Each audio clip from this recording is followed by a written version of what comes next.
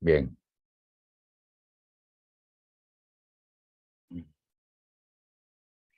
Vamos a comenzar con la clase.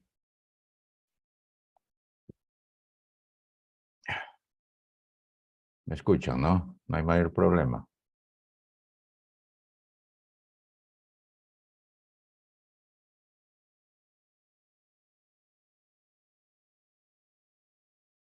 No escucho.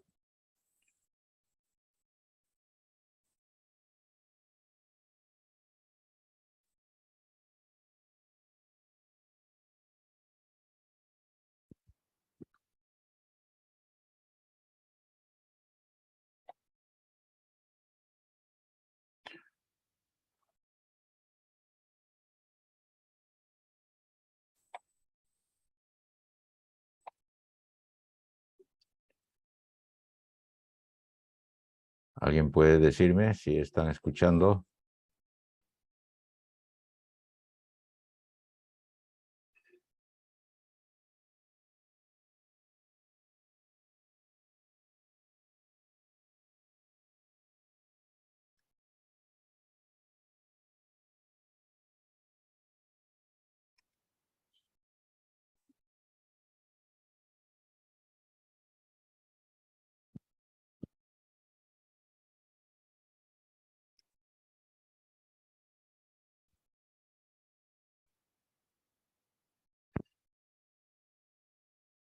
Mm. Bueno, asumimos que sí, porque ahí veo que sí, el micrófono está bien. Bien, vamos a compartir la pantalla.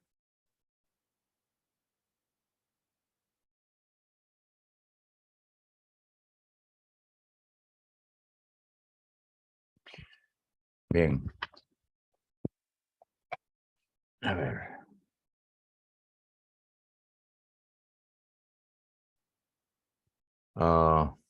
Trastornos hemodinámicos es un conjunto de problemas, de procesos en los cuales eh,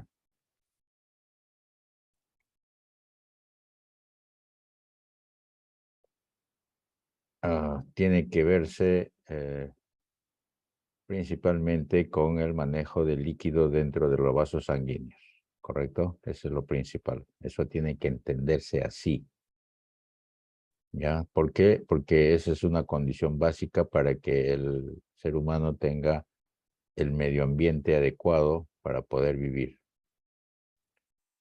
Por eso a este capítulo del curso se le llama hemodinamia, que es una rama de la cardiología que se especializa en el estudio del movimiento o dinámica de la sangre dentro de los vasos sanguíneos, de las arterias y venas del organismo.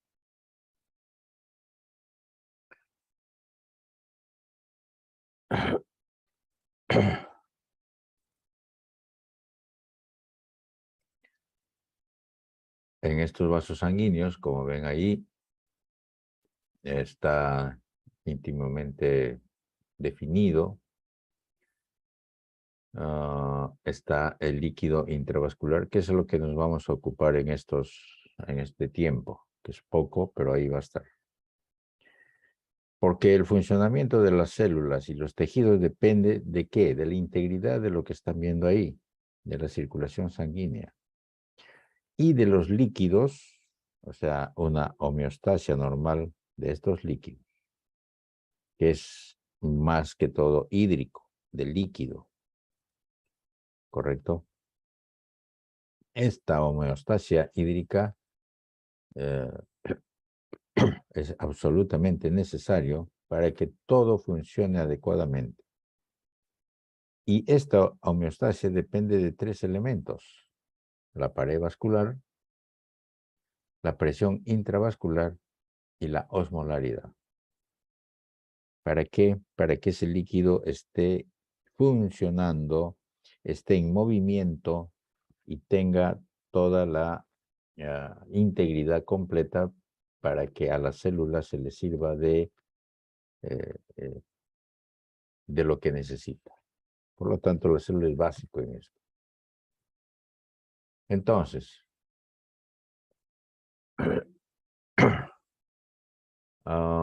Aquí ustedes están viendo unos dibujos en la parte de arriba. Es como la sangre ya, va viajando, va metiéndose o va a moverse, no metiéndose, va a moverse en un flujo bastante regular y homogéneo dentro del vaso sanguíneo. A los costados está de color rojo la pared del vaso sanguíneo y al medio está la luz. Y ven cómo la sangre se mueve en ese sentido, donde la punta es la velocidad máxima, que es como un cono, y los extremos son los que tienen la resistencia periférica, o sea, la resistencia porque está rozando con la pared del vaso, que es menos veloz que la parte central. Por eso se ve así, donde la velocidad máxima está al medio. Si uno corta transversalmente esto, van a ver que es como si fuera un bulbo, donde la parte central es el punto de la velocidad máxima y la parte más periférica es una velocidad igual a cero. Una de las cosas más interesantes e importantes es que vean cómo se va a mover el líquido, o sea, la sangre. Viaja en forma concéntrica y en capas. Esa es una característica importantísima.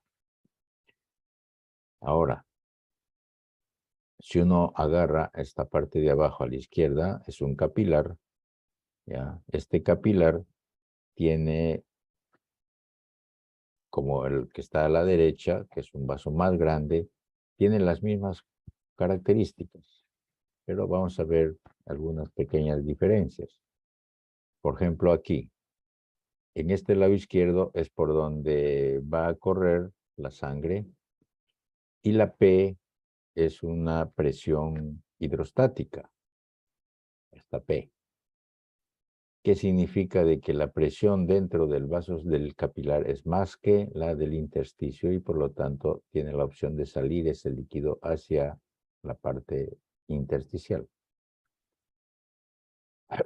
Y este pi representa a la presión osmótica, que significa de que el elemento osmótico intravascular jala el líquido desde la zona intersticial en equilibrio, como se ve aquí en esta parte central.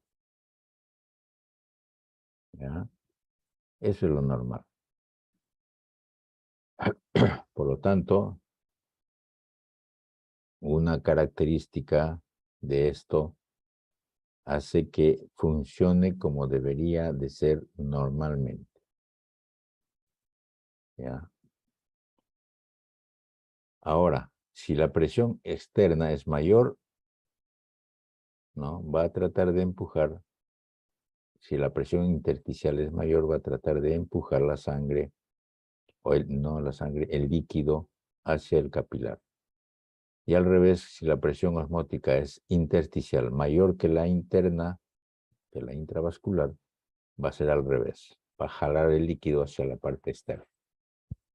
Y eso es lo que sucede. Este es un vaso más grande, una representación de un vaso más grande, donde vean que la presión hidrostática es mucho mayor en el área arterial y la presión coloidosmótica u osmótica es mayor en el área venosa.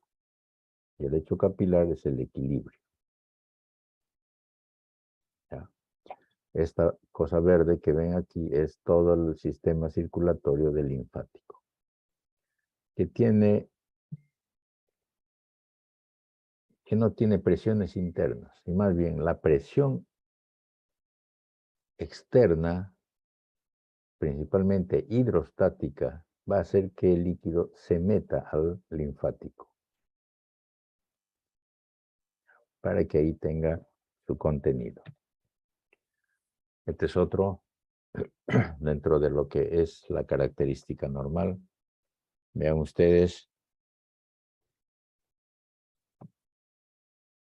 la parte arterial en rojo, la parte venosa en azul, una representación esquemática y un ejemplo de cómo se mueve el líquido. La parte arterial, no digo de la pared de las arterias grandes, sino de los capilares, simplemente digo la parte arterial, por presión hidrostática sale 14 mililitros por minuto hacia la zona intersticial. Esta zona intersticial normalmente es seca, pero está húmeda. ¿Por qué? Porque por ahí permanentemente en el transcurso de la vida de una persona, cuando está viva, siempre está ese movimiento. Siempre ese movimiento de los líquidos del un intravascular se va al otro intravascular atravesando el intersticio y humedeciendo toda esa zona. Por eso acá ponemos de que de los 14 mililitros que ha salido, 12 mililitros van a regresar porque la presión osmótica intravascular en el área venosa va a jalar ese líquido. Y 2 mililitros por presión hidrostática se van a meter al vaso linfático. De tal modo de que el intersticio queda limpio, sin líquido. Eso es lo normal. Así debería de ser todo, ¿correcto? Pero basta con que exista una alteración en este movimiento del líquido para que se retenga ese líquido acá, en el intersticio. ¿Ya? Y eso se llama edema. Por lo tanto, edema es la acumulación de líquido intravascular en el espacio intersticial.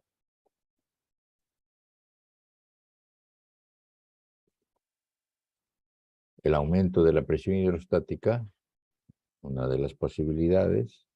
Una reducción de la presión coloidosmótica es otra de las posibilidades que altera o de repente el endotelio esté dañado y permita una salida de líquido de los vasos. Por lo tanto, edema es eso, acumulación de líquido intravascular en el espacio intersticial.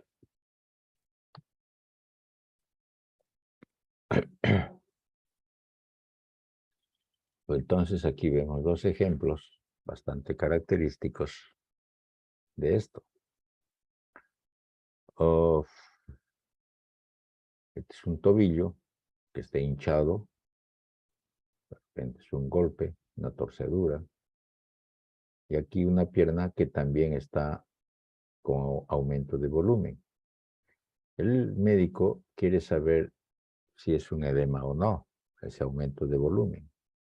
Y lo que hace normalmente en la práctica médica clínica es que con el dedo pulgar hace una presión más o menos intensa para ver si ese dedo se hunde. Y efectivamente aquí se ha hundido y ha dejado una huella. ¿Ya? Eso es la demostración de que hay líquido en el celular subcutáneo, en la dermis y en el celular subcutáneo. Igual acá abajo. Ha hecho lo mismo. Ha puesto el dedo, ha hecho presión y se ha hundido. Bueno, le han tomado la foto en ese momento, porque si hubiera pasado unos minutos, unos segundos, no llega a minutos, sino unos segundos, este hundimiento que ven desaparece, porque vuelve a la posición anterior al empuje. ¿Ya? Eso es edema.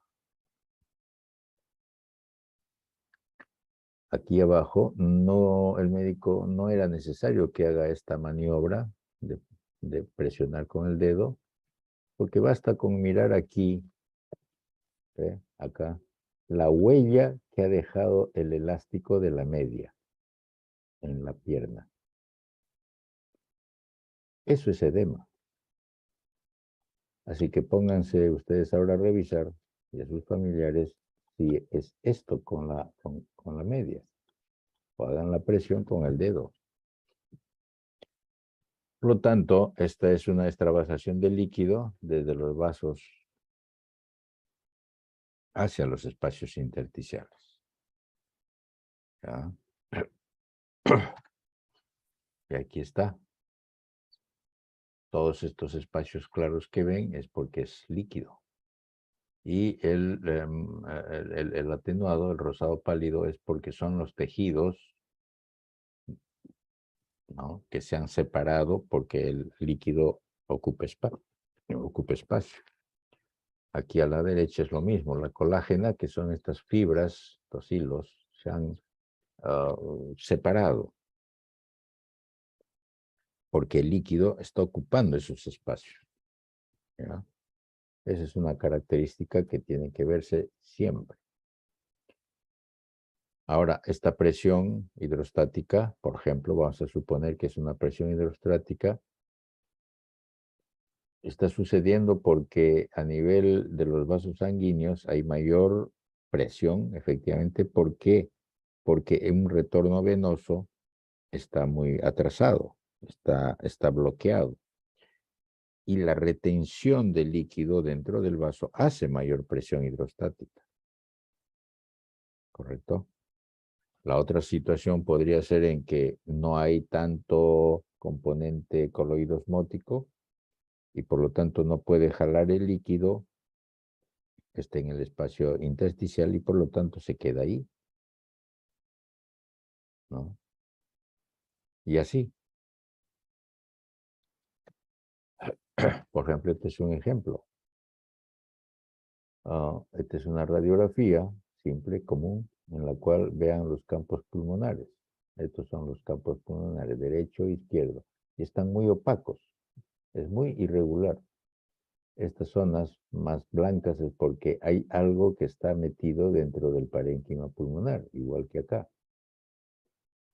El médico emergencista, cuando ve esta imagen, al toque dice, este es un problema que está comprometiendo el parénquima pulmonar.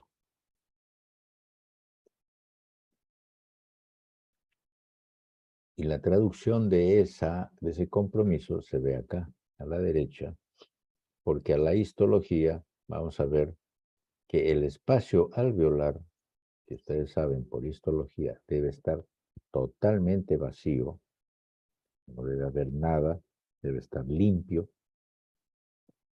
lleno de aire, como se ve en estos pequeños espacios donde está el puntero. ¿Eh?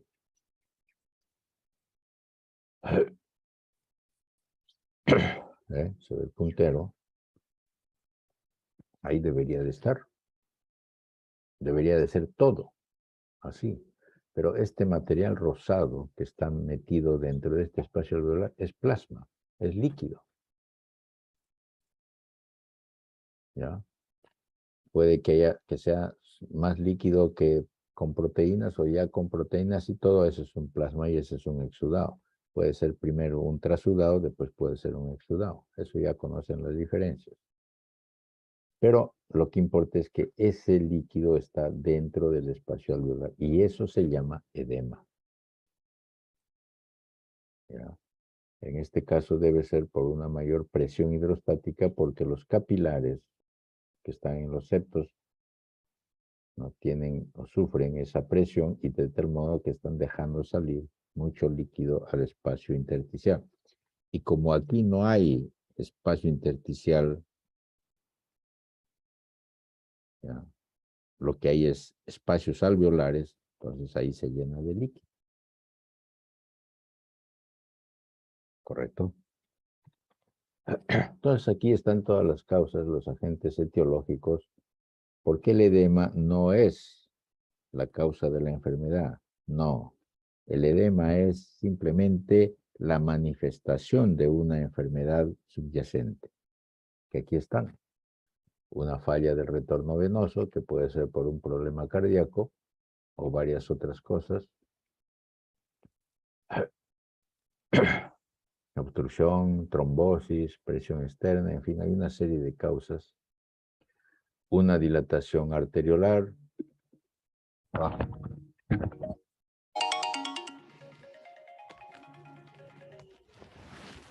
Una reducción del plasma osmótico, que eso ya sería por el problema de la, ya no de presión hidrostática, sino del problema de la osmolaridad por una hipoproteinemia.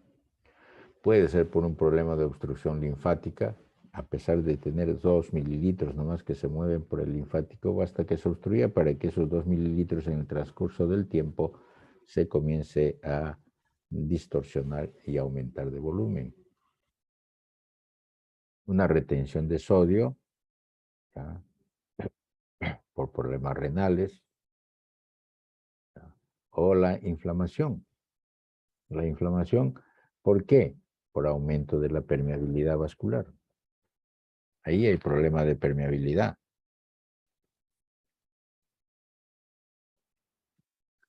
Entonces, veamos acá.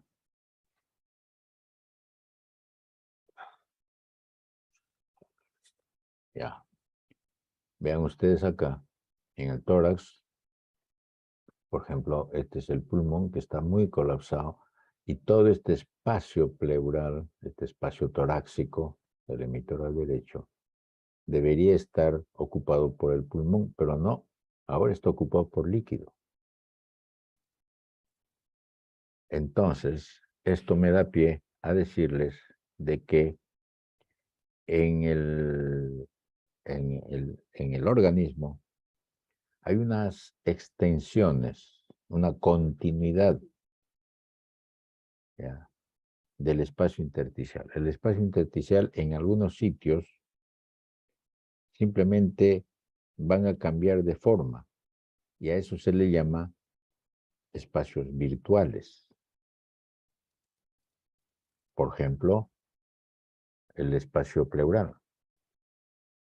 El espacio pleural, ustedes saben que es una cosa muy finita de presión negativa,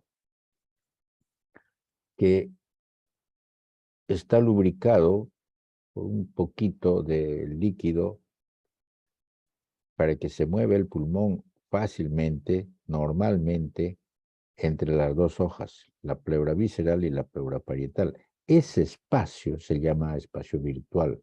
Esa es una extensión del espacio intersticial, igual como el pericárdico, igual como el peritoneal, igual como los espacios articulares.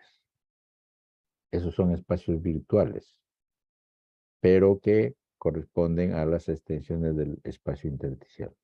Y allí se llenan de líquido. Por ejemplo, acá que están viendo. Este es un espacio pleural que se ha abierto totalmente, ha colapsado al pulmón y se ha llenado de líquido. Eso es edema, desde el punto de vista estricto de acumulación de líquido fuera del espacio vascular. Pero tiene su nombre propio. En medicina, ustedes saben que tienen nombres propios muchas cosas. Esto, por ejemplo, se llama hidrotórax. Si fuera sangre, se llamaría hemotórax. En vez de que sea líquido, puede llenarse de sangre y eso se llama hemotórax. Aquí es lo mismo. A diferencia del pulmón que está aquí a la derecha, ya vimos de que cuando sale líquido del espacio vascular en el pulmón, ¿hacia dónde va? Hacia el espacio alveolar. El espacio alveolar, junto con el septo, forma el parénquima pulmonar, juntamente con vía aérea.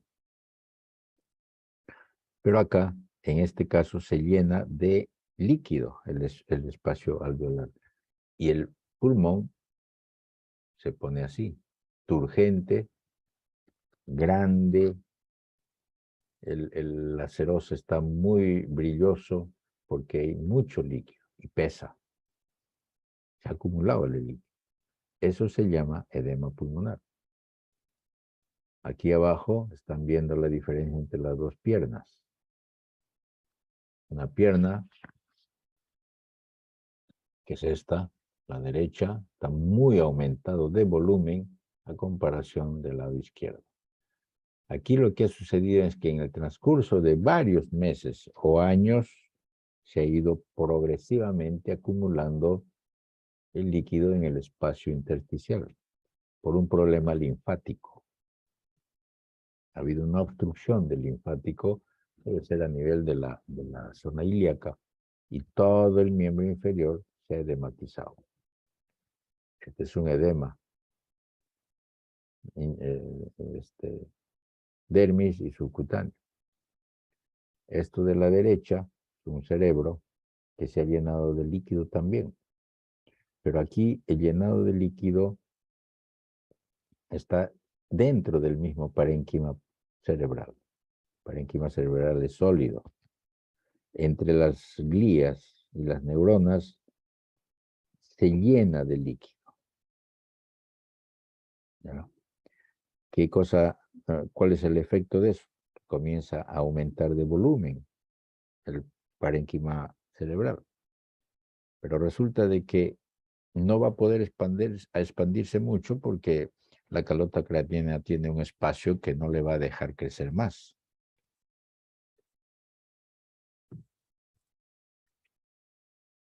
Ustedes saben que la única comunicación que tiene esto, el tronco cerebral, es con la médula espinal por el agujero magno. Y ese agujero magno es el único sitio de salida posible. De tal modo de que cuando hay un aumento de presión, porque el parénquima cerebral está aumentando por el líquido que se está llenando dentro del parénquima, ¿no?, va a hacer este efecto. Ustedes ven esta flecha, esta es una línea virtual en la cual este fragmento de parénquima del lóbulo temporal parietal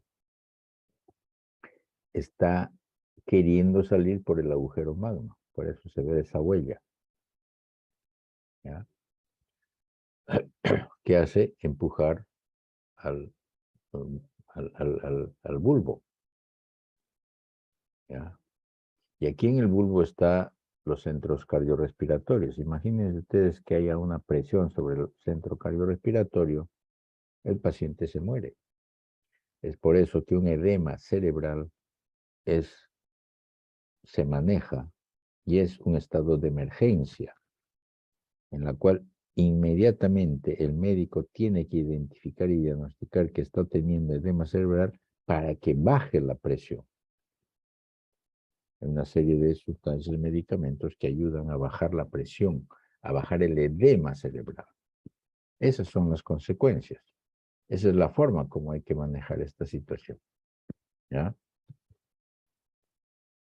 Entonces, para hacer un resumen, el edema es producido, si ven por la izquierda, una falla cardíaca, si van por la derecha, una malnutrición, una disminución de la síntesis ¿de qué? De proteínas en el hígado o una pérdida de proteínas en el riñón. Va a haber una disminución de la albúmina en plasma, ¿ya?, y una disminución de la presión osmótica y por lo tanto va a haber edema.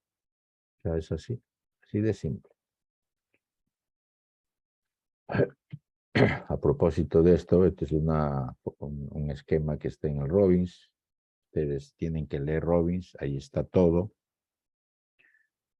Yo saco casi el 90% de todo está en el Robbins. Poco más, poco menos. El resto yo tengo que decirlo para que tengan que estar acá. Aunque veo que hay muy poca gente en la... Pero ¿qué importa? El resto estará jalado. Y con el Robbins tienen que complementar lo que yo digo, porque no hay mucho tiempo para hablar todo lo que debería.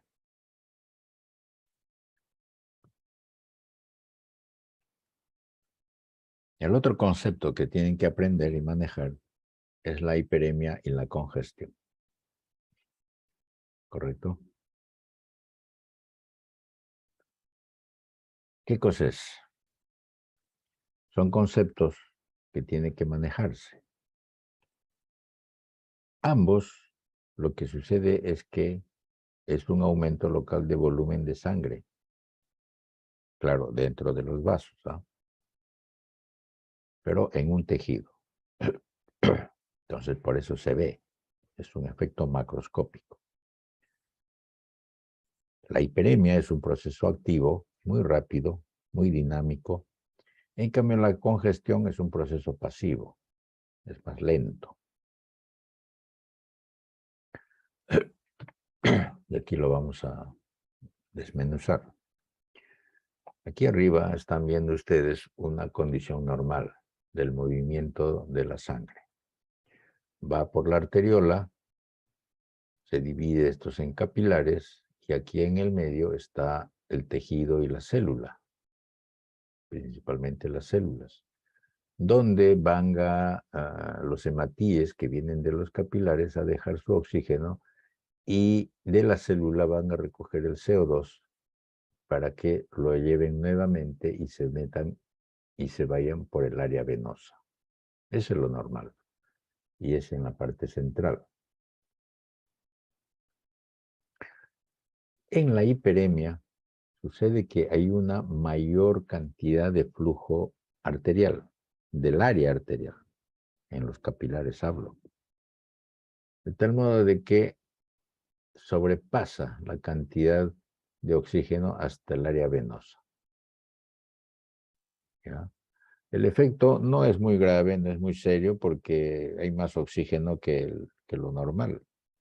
Bueno, no sucede mayor problema en ese sentido. Un aumento de flujo. Por ejemplo, en el ejercicio. En la inflamación, sí, ese es un efecto, no diremos tan malicioso, pero sí se ve en la inflamación esa condición. Mucho flujo desde el punto de vista capilar arterial. En cambio, la congestión es al revés. Es muy poco flujo, o mejor, hay una mayor presión del componente venoso que sobrepasa hasta el área arterial capilar. De tal modo de que las células que están al medio no están recibiendo la cantidad de sangre, de oxígeno y nutrientes como debería, porque esta mayor presión de estos hematíes, que ya no tienen oxígeno, sino CO2, no sirve, no les va a ayudar, no le va a ayudar a la célula. Y ahí la célula sufre, el tejido sufre. Por lo tanto, es una disminución de flujo de salida. Hay obstrucción, la insuficiencia cardíaca te produce estas cosas. Aquí ven un hígado bastante congestivo, grande, aumentado de volumen, ya, un rojo oscuro, porque la diferencia entre este es un rojo más vivo, más claro, en cambio este es más azul, este es un rojo más oscuro, que es de congestión. Y aquí abajo se ve que hay una zona de mayor congestión que por este lado, pero ahí se nota que está congestivo, que está aumentado de volumen, porque hay cantidad de hematíes que están ahí en ese órgano. Y el ejemplo más característico es esto lo han visto, me parece, o lo van a ver en su laboratorio.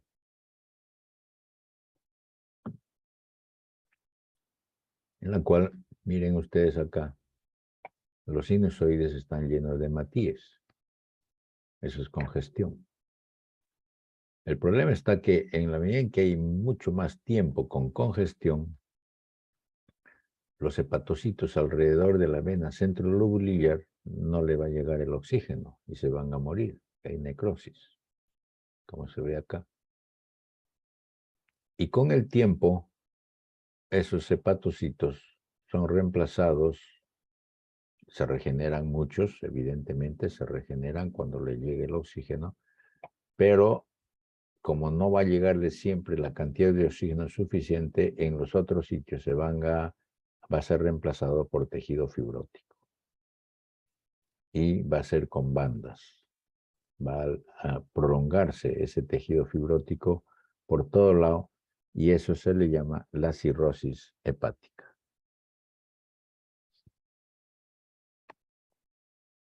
Ya dijimos, este es un edema muy característico, ¿no? Pero ahí ven los capilares llenos de hematíes, en los septos, ¿ah? Vean en los septos. No es siempre parejo, pero acá se nota muy nítido, lleno de hematíes, esos capilares dilatados. Por lo tanto, estos tejidos congestionados dependen de la cantidad de hemoglobina oxigenada o desoxigenada para que sean más rojos o más azules. La congestión pulmonar, que tendríamos que considerar aquí que hay una congestión pulmonar, porque los hematíes ahí se nota clarísimo, tan turgentes y dilatados en los capilares, ¿no? Va a producir después con el tiempo una salida de hematíes hacia el espacio alveolar. Ahora, hay una condición que es la congestión pulmonar crónica, que se ve pues en problemas cardíacos, va a haber engrosamiento del septo con fibrosis y esas cosas. El otro ya dijimos del hígado. Aquí están viendo ustedes, por ejemplo, dos zonas que hay que verlo con sutileza. Este es un poco más opaco, no hay mayor cosa. En cambio aquí está más rojo. Miren, los capilares están más abiertos, más dilatados, más rojitos. Se nota la vascularización. ¿Ya? En este, muy nítido, donde los septos pulmonares, miren, están rojos. Porque hay gran congestión. Inclusive ya hay algunos hematíes en el espacio alveolar. Igual acá. Esta es una forma crónica, donde ya se nota que hay un poco de fibrosis de los septos. Hay algunos hematíes dentro del espacio alveolar y ya no se nota tanto la congestión. Pero este otro, aquí arriba a la derecha, abajo a la derecha, están viendo ustedes una característica muy nítida de un problema de inflamación aguda. Este es un capilar abierto, dilatado, donde los leucocitos están pegados al endotelio porque están en la fase de rodamiento, para que salgan del capilar, por quimiotatismo, ¿no es cierto? Eso ya ustedes saben. Y los hematíes están al medio en cantidades, pero también ya se han dado cuenta de que hay hematíes afuera.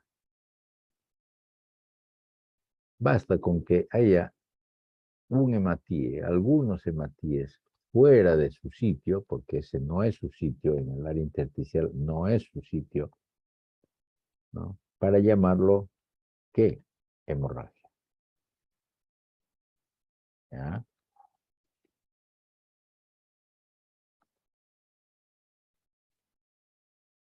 Entonces, hemorragia es la pérdida de sangre de los vasos.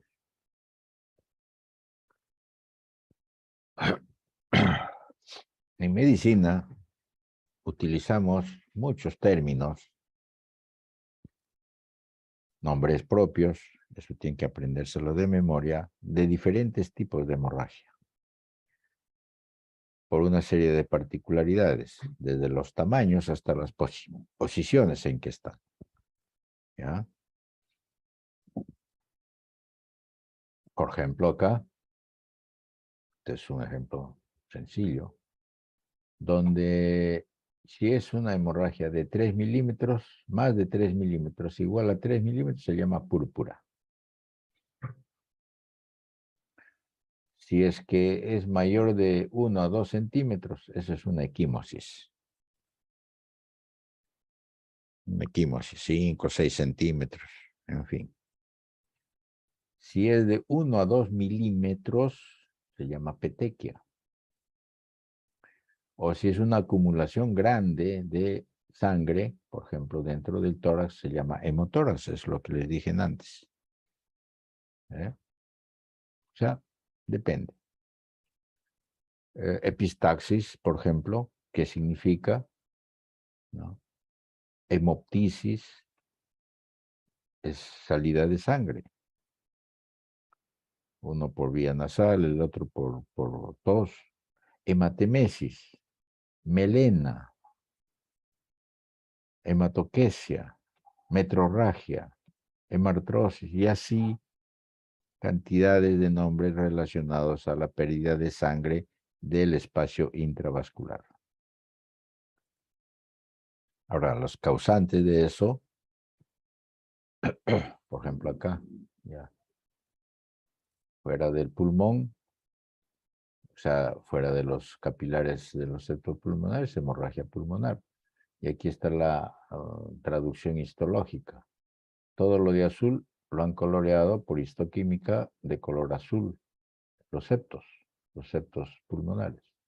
Y estos son los alveolos, llenos de sangre, hemorragia pulmonar. Aquí abajo, este es el tórax, este es el pulmón, pero acá esto de negro que ven, en realidad no es negro, es sangre. Por la fotografía salió negro. Pero es sangre, y eso, ¿cómo se llama? Hemotórax. Y aquí en este recién nacido, con mucho más demostración, ¿no?, de esa patología, en la cual en ambos campos pulmonares, ¿no?, hay un colapso del pulmón. ¿Por qué? Porque se ha llenado de sangre. Es bilateral, son incompatibles con la vida. ¿Ya? O sea, hay una serie de condiciones. Ya vimos lo del hígado. Estos puntos oscuros, rojos, es porque hay una gran congestión en el área centrolobular, ¿ya?, como acá, donde ya no solamente es congestión hepática, sino congestión y hemorragia hepática, porque esas son las secuencias. Ahora en medicina tenemos que, en la enseñanza tenemos que separar estas cosas, pero en realidad todo se ve a la vez. Muchas cosas se ven a la vez. ¿Ya? Aquí abajo es un intestino que está abierto y donde se ve la mucosa, con múltiples puntos petequiales. Petequia por el tamaño que ya más o menos les dije. Aquí es un riñón, donde hay una gran cantidad de, o mejor dicho, el parénquima es normal, y fuera, en el tejido graso perirrenal, hay una gran cantidad de sangre acumulada en esta zona. Es un hematoma en la grasa perirrenal. ¿Ya? Aquí, en el riñón, cantidad de hemorragia en la cortical y en la medular, en todo este lado, producido por un problema de rechazo agudo, donde la sangre se llenó totalmente en la parte intersticial. Aquí al costado son dos suprarrenales, el niñito con infección severa, y han hecho lo que se llama una hemorragia de las glándulas suprarrenales. Una glándula que sufre mucho en estas cosas. Aquí abajo, aquí es una úlcera con el medio negro, porque ahí es el que se perforó. Es una úlcera gástrica.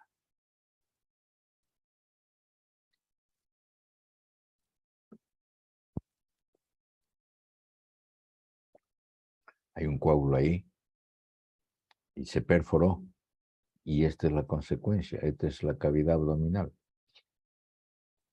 Acá están los pulmones. Esta cavidad abdominal está lleno de sangre. O sea que por aquí se salió y se llenó. Totalmente se llenó. ¿Ya? Con formas de coágulos, claro. Y esto se llama hemoperitoneo. ¿Correcto? Hemoperitoneo. Aquí, las equimosis de diferente tamaño. Con púrpura, con petequia, dependiendo del tamaño. Igual acá. Estas son enfermedades hematológicas malignas, leucemias. Esto puede ser por un shock séptico, por una endocarditis. Estos puntos acá de hemorragia. Esto es porque hubo un infarto en el corazón y todo se puso negro después de los primeros momentos. Ya, se hace hemorrágico, igual que acá. Aquí, por un segmento de infarto también a nivel del intestino. Todo se pone negro, hemorrágico totalmente. ¿Correcto? Esos son ejemplos de lo que es una hemorragia. ¿Ya? Acá ya vimos esto, lo del corazón. Aquí en el cerebro, múltiples focos, no necesariamente es uno solo. Aquí es una hemorragia intraparenquimal, está dentro del parénquima, propiamente dicho, localizado, generalmente por problemas de hipertensión y ruptura de arteria. Acá hay otro pequeño. Este es un hematoma subdural que está debajo de la dura madre, de la meninges, entre la dura madre y la calota craneana. ¿Ya?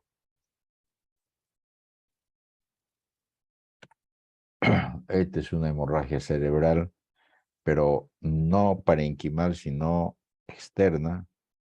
Esta es una hemorragia cerebral subaracnoidea en relación al aracnoides.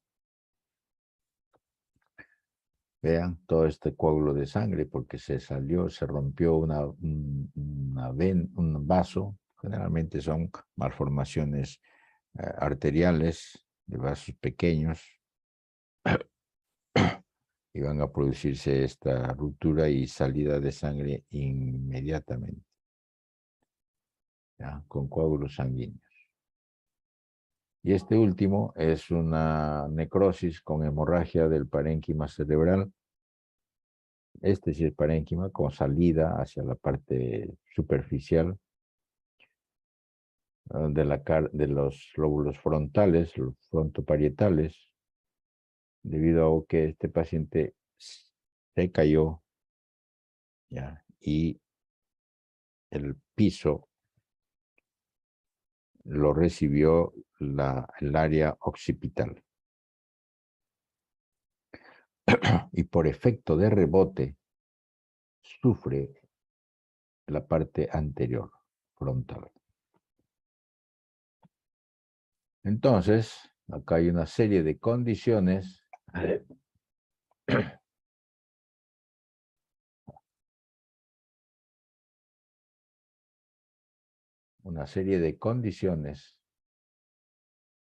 en la cual va a suceder la hemorragia. Por destrucción de tejido, ya vimos, por sepsis, procesos inflamatorios o por lesión endotelial. Va a producirse una serie de liberación de factores, va a haber activación de elementos de la coagulación, va a haber lesión isquémica, va a haber destrucción de matíes, va a haber consumo de plaquetas y por lo tanto va a haber hemorragia, debido a que ya los factores de coagulación se han agotado y ya no hay el famoso tapón hemostático. El otro componente importante es la hemostasia y la trombosis.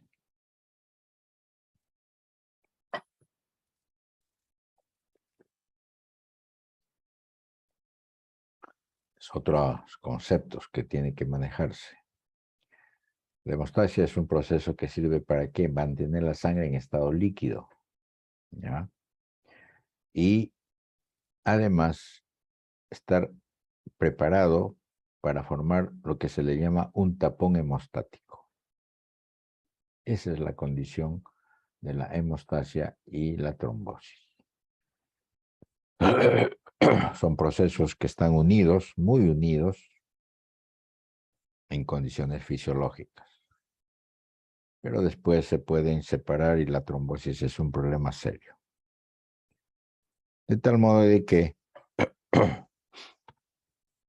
la trombosis ya son situaciones más patológicas. ¿Ya? ¿Correcto?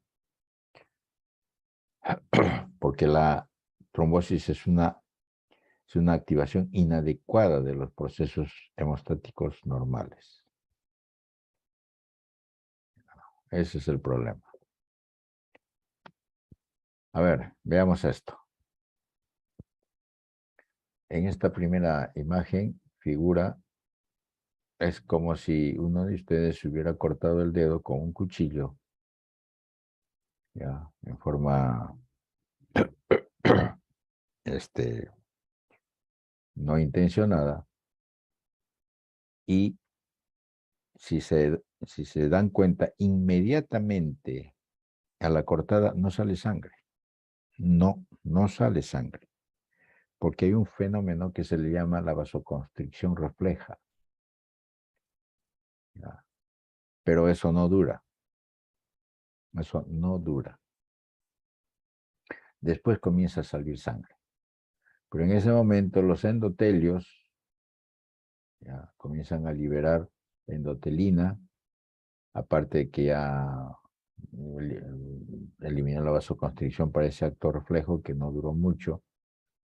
Comienza a haber factores de liberación. Se expone la matriz extracelular, ya, donde inmediatamente atrae a las plaquetas. Y aquí a la derecha está el de las plaquetas. Eso ya es esta hemostasia, que debería considerarse hemostasia primaria, porque las plaquetas comienzan a ponerse en todo el espacio que está hueco, que no hay endotelio.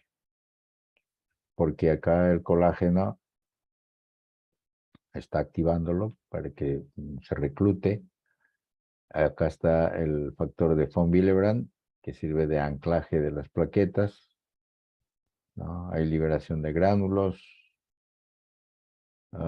El complejo fosfolipídico comienza a aparecer aquí porque aparece pues la fibrina, se activa la trombina, se polimeriza la fibrina y es como si fuera un cemento aquí en la hemostasia secundaria, ¿no? Comienza a ponerse ahí firmemente las plaquetas. Y ya, y lo tapó el hueco. Pero eso no debe de durar mucho tiempo. Debe de durar hasta que el endotelio se regenere, se recupere y vuelva a taparse nuevamente con el endotelio. Pero este tapón hemostático, ya, normalmente va a comenzar a disgregarse, desaparecer, resolverse. Hay liberación de la fibrinolisis, de la trombomodulina ya bloquea la cascada de la coagulación, ya no va a haber más. Y la fibrina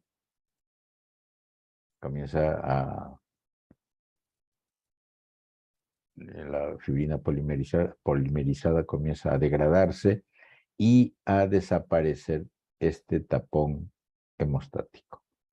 Y después de un tiempo queda como si nada hubiera pasado. Eso es lo normal. Así debe suceder. ¿Ya? Eso es lo correcto. Entonces, para resumir, ya ustedes lo leen todo eso.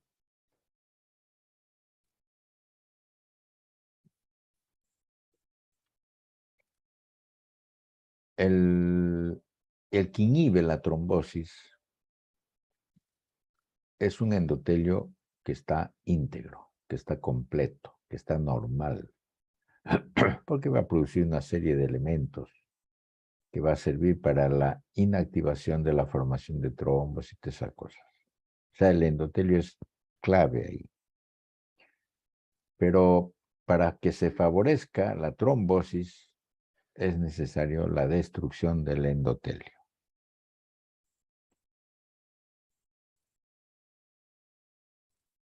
¿Ya? Esa es la clave del asunto. Porque aquí aparece todo lo que ya vimos acá para la formación del tapón hemostático. O sea, el endotelio es básico. Y aquí está. Toda la superficie interna del corazón, toda, de los vasos sanguíneos, desde el más grande hasta el más pequeño, está cubierto por endotelio. Aquí arriba, una foto, está en el, una vénula, donde el endotelio está más aplanadito. ¿Eh? Y aquí, en una arteriola, los endotelios están más prominentes. Acá, en una microscopía electrónica, estos son los núcleos de los endotelios, ¿no?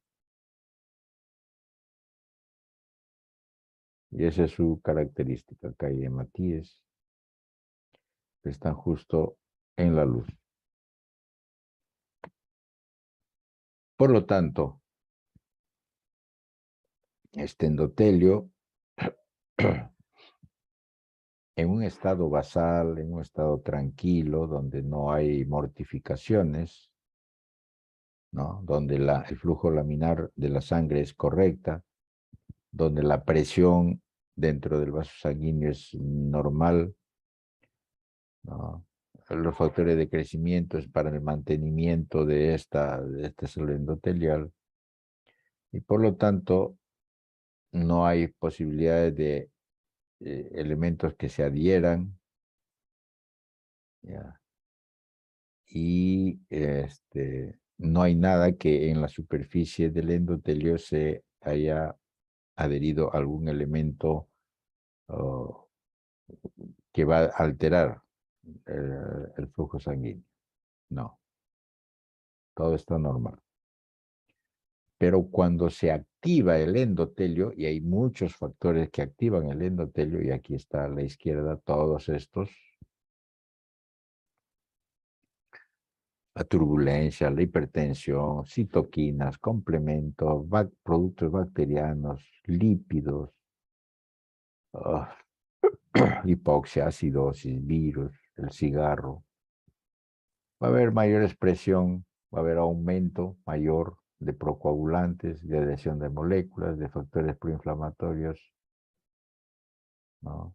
Se alteran las quimoquinas, las citoquinas, los factores de crecimiento, listos para que, para que se vuelva a dañar y vuelva a haber espacios que conduzcan a la formación y a la alteración del flujo sanguíneo y formación de coágulos, que eso es lo peor que puede haber. Y la lesión del endotelio, evidentemente. Entonces, esta agregación plaquetaria que hemos visto tiene su particularidad, ¿no? Donde hay un tapón hemostático primario, que ese es el reversible, ¿no? Que ese es el que va a ayudar a que se resuelva el problema en las primeras fases, donde hay amplificación y agregados plaquetarios con los elementos de las plaquetas, que son estos, y ahí queda. Pero cuando comienza a haber trombina, fibrinógeno que ya no quiere polimerizarse, con contracción plaquetaria y muchos elementos que han salido, ya eso no es dentro de lo normal. ¿Ya?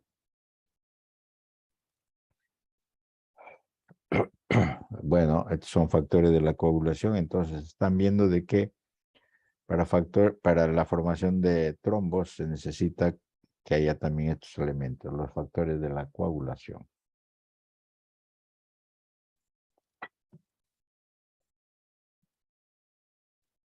Hay una entidad que se llama, aquí le hemos puesto en siglas, coagulación intravascular diseminada, aquí arriba. ¿Ya?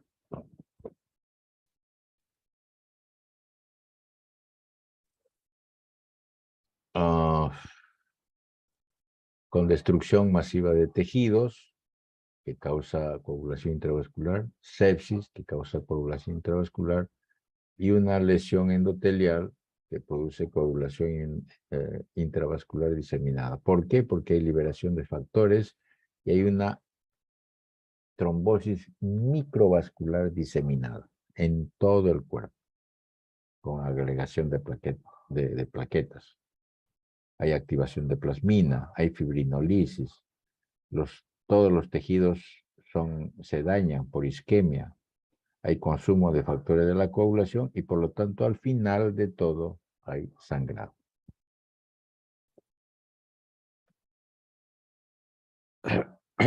Aquí es una imagen donde se ve alteraciones genéticas en las plaquetas. Por ejemplo, en deficiencia de trombastemia de Glassman, es porque este receptor no hay y no puede unirse al fibrinógeno. ¿Ya?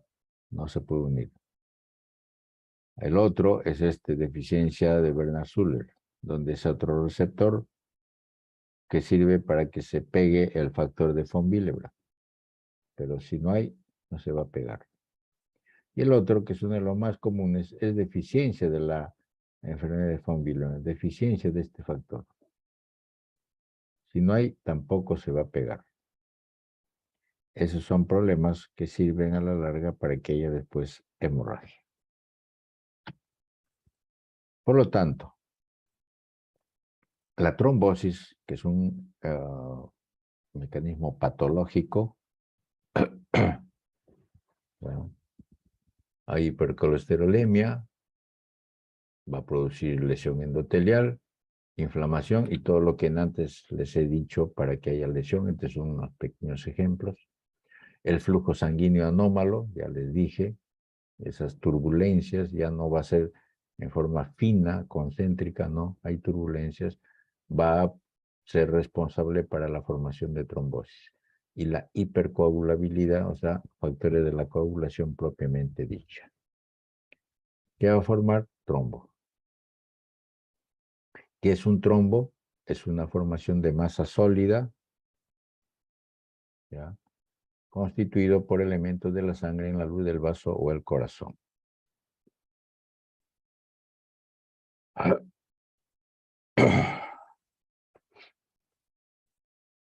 Entonces, estos elementos que hay dentro de todo esto,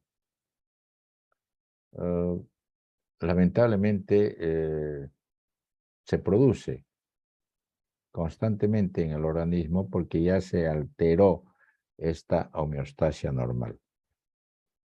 ¿Ya? Ese trombo, que ya se ha formado esa masa sólida, aparece en cualquier parte del sistema cardiovascular, varía de forma y tamaño.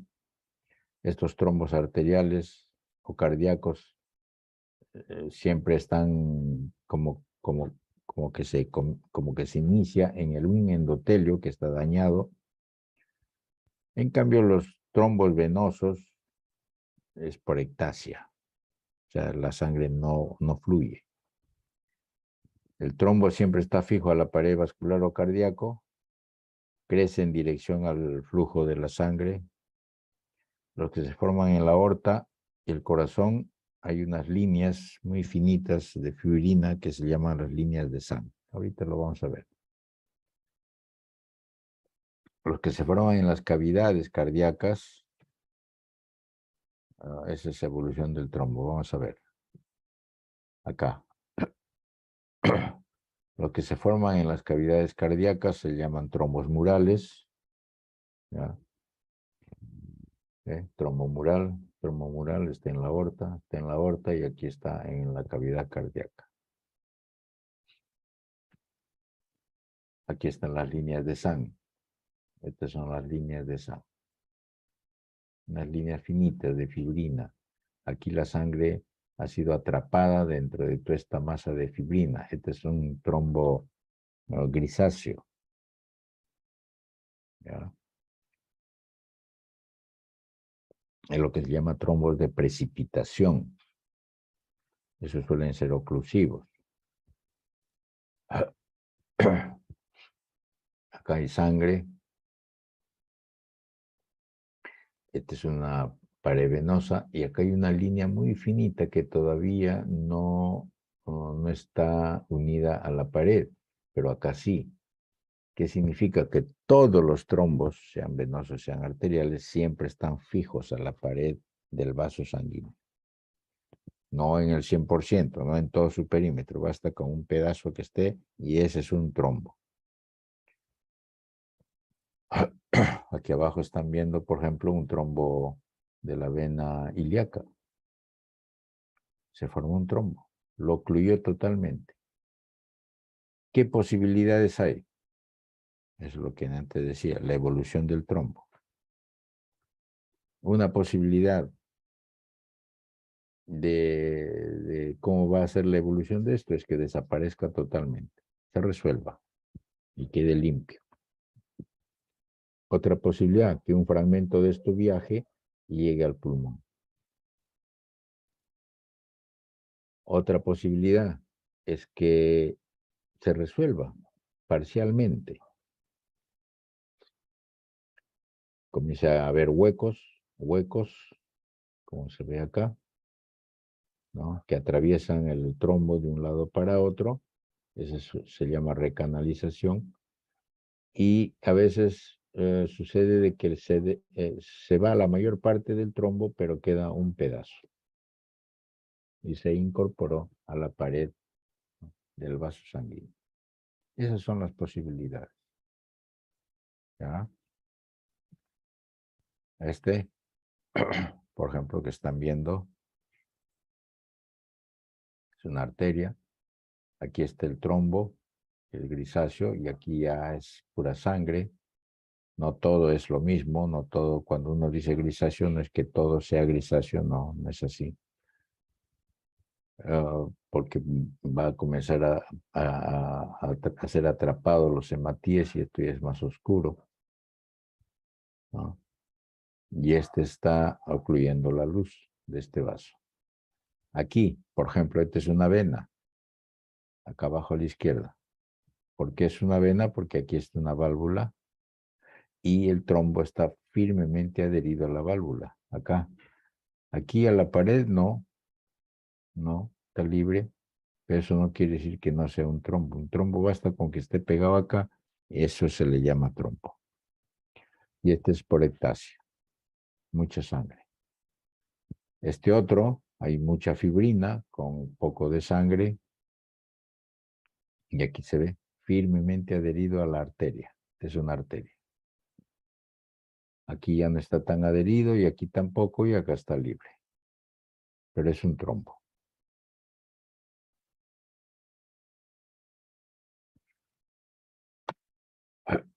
Bien. Vamos a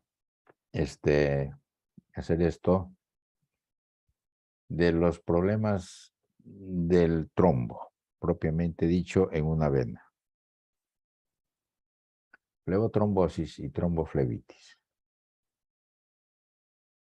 Cuando hay una flebotrombosis, y métanse a la cabeza de que esto está a nivel de miembros inferiores, en una varice, está una ectasia. O sea, la causa es la ectasia. O sea, no corre la sangre, está paralizado por un problema de enfermedad de la vena. En cambio, la tromboflebitis es una inflamación, ya por el término itis ya es característico, es una inflamación. El tamaño de la flebotrombosis comienza así pequeño, chiquito, y después va a ir creciendo de a poco.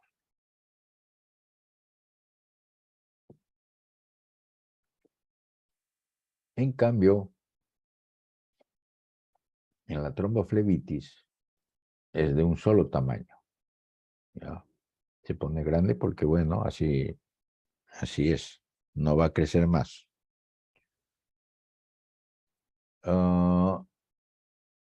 Este trombo se puede propagar. ¿Por qué? Porque es poco anclado, Son grandes y poco anclados. ¿Qué cosa significa poco anclado? Que no está tan firmemente adherido, en el sentido de que los fragmentos, el trombo cuando va creciendo, se hace, la superficie de ese trombo es muy friable, muy frágil, se puede desprender fácil. No es que la base se desprenda, no, sino el trombo por sí, las partes de ese trombo se pueden desprender fácilmente. En cambio, en la tromboflebitis, no, están bien pegados, no es fácil que se suelten, ¿ya? Pedazos o fragmentos. Esos pedazos o fragmentos se llaman émbolos. ¿Ya? En la flebotrombosis son comunes y masivos. Como les vuelvo a repetir, como están friables, no están bien anclados, no, siempre están ahí que se desprenden, se pueden desprender desde lo pequeño también, desde la base también. No es tan fácil, pero lo pueden hacer. En cambio, en estos no, en la tromboflebitis no. Son duros, son pequeños, no es fácil que se desprendan, pero lo que sí es que tienen gérmenes.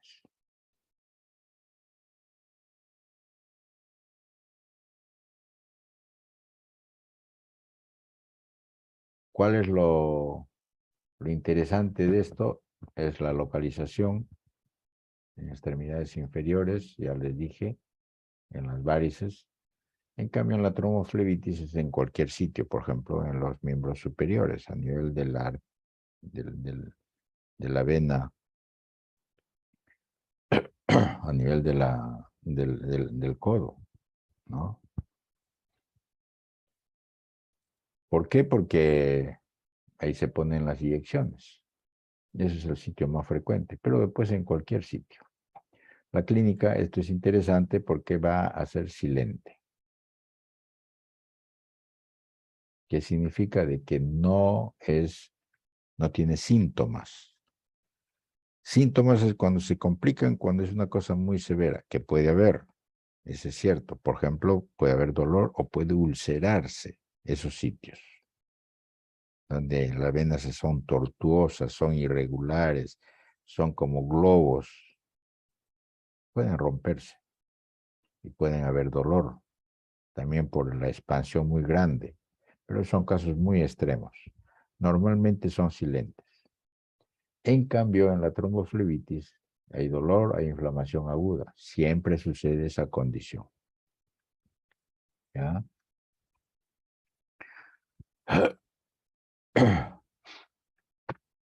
Y miren esto, y aquí nos vamos a quedar. Antes que se vayan, uh,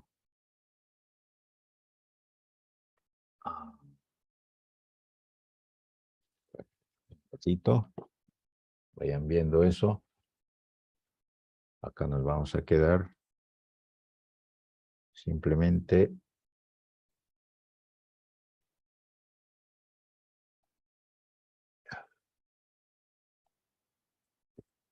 voy a tomar la foto de los que están presentes. Listo. El resto tienen ya puntos menos en la nota teórica. Muy bien. Con esto terminamos.